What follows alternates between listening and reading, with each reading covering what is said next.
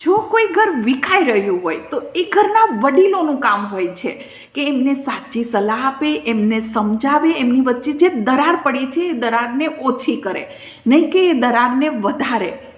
પણ આજના સમયમાં ઘણા એવા તમને ઘર જોવા મળશે સાહેબ કે જ્યાં વડીલો રાહ જોઈ રહ્યા હોય કે આ બંને વચ્ચે ક્યારે થોડીક અણબન થાય ને આપણે એમને ઝઘડામાં પરિવર્તન કરી દઈએ. એ બંને વચ્ચે એટલી મોટી ખાઈ ઊભી કરી દે છે કે બંને એકબીજા સામું જોવા પણ તૈયાર નથી થતા અને વિચારે છે કે જો આ બંને એકબીજાથી દૂર રહેશે તો એમાં આપણો જ ફાયદો છે, અને પોતાના ફાયદા માટે થઈને પોતાના છોકરાની જિંદગી આખી બરબાદ કરી દે છે.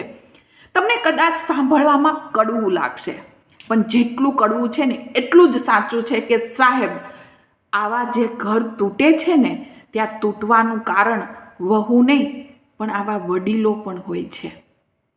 સાચું કહ્યું.